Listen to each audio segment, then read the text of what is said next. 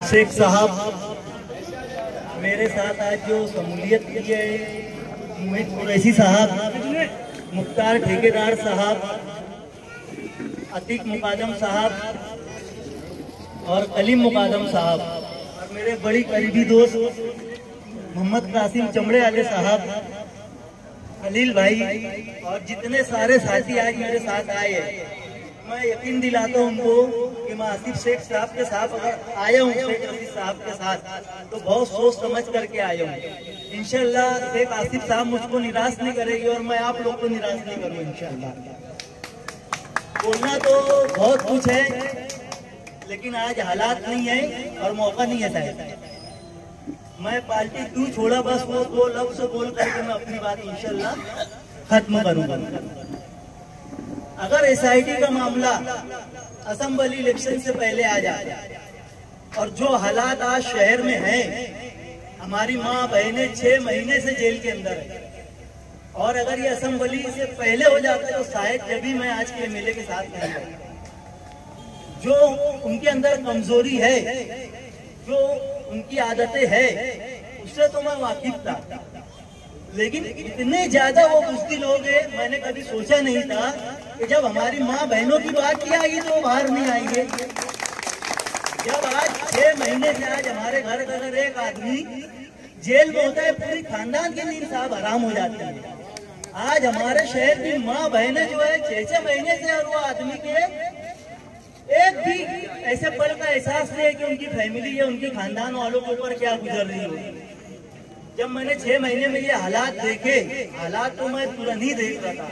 जब पहली बार गिरेश सुमैया मालेगांव आ रहे थे, तो मैंने आज के एमएलए को बोला कि मुफ्ती साहब वो कोई पद अधिकारी नहीं है, वो एक आम आदमी है।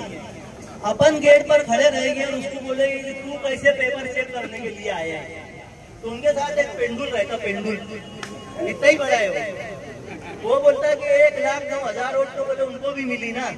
तो मैं बोला भैया जीत के तो अपन आए ना, जिम्मेदारी किसकी है, अपनी है कि उनकी है। लेकिन वो कम बुज़दिल है, उनके आसपास के लोग उनको और ज्यादा बुज़दिल बना देते। 2 लफ्ज़ बोल करके मैं अपनी बात खत्म करूंगा। एसआईटी का मामला हुआ, जिस तरीके से आसिफ शेख साहब ने पूरे शहर में जो लोगों की मदद की, जबकि इनका कोई राइट नहीं था। ये चाहते तो छोड़ देते, अक्सर लोग इलेक्शन हारते ना भैया, 2-2 साल दिखते उठते नहीं है ना।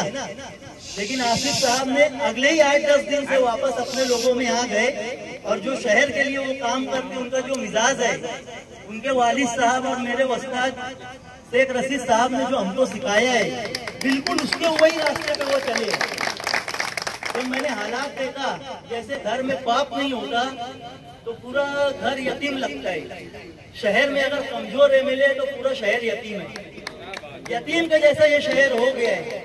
पूरे शहर की उम्मीदें जो है वो शेख आसिफ साहब की तरफ लगी हुई है। सारे लोग की नजरें जो है शेख आसिफ साहब की तरफ देख रही है, और कहीं ना कहीं अल्लाह के फजल व करम से वो हर एक कोशिश कर रहे हैं जो वो कर सकते। और मैं समझता अल्लाह के तरफ से कोई बात होगी।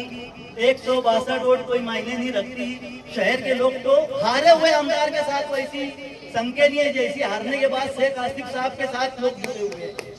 ये कोई मैं बनावटी बात नहीं बोल रहा हूँ, ये पूरे शहर के लोग देखते हैं।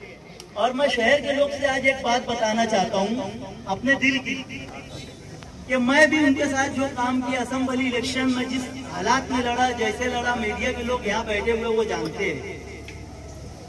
मुझे नहीं मालूम था कि इतनी जल्दी ऐसे हालात बन जाएंगे, वो आदमी इतनी जल्दी हथियार डाल देगा। अच्छा, सामना करने से पहले हथियार डाल देगा।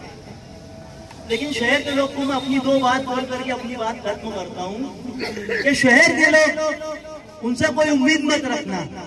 उम्मीद उससे रखी जाती है जो कोई कोशिश करता है। ये आदमी कोशिश भी नहीं करता है। 2 जुमला मैं बोलूंगा ऐसा कि आदमी सबसे पहले अपनी फैमिली के बारे में सोचता, अपने पड़ोस के बारे में सोचता, अपने मोहल्ले के बारे में सोचता, बाद में अपने शहर के बारे में सोचता। लेकिन आज के जो हमारे एमएलए ये इतने नाकारा है कि इन्होंने अपने राजकारण के लिए, अपनी सियासत के लिए 2007 से इन्होंने अपनी बहन का इस्तेमाल किया। निकाह नहीं हुआ, ये शरीयत की बात करते, ये इस्लाम की बात करते। शुरुआत कहाँ से होती? हमेशा शेख रशीद साहब एक बात बोला करते थे, इस्लाह करना है तो अपने घर से करो। और जो लोग उनके साथ जुड़े हुए तो ये बात को जानते हैं, जो आदमी ने अपनी बहन का निकाह नहीं किया कि आगे अगर कोई शोहर कैसा मिल गया इसको कैसा नहीं, मेरा प्रचार कौन करेगा, अपने प्रचार के लिए उन्होंने अपनी बहन का भी इस्तेमाल किया।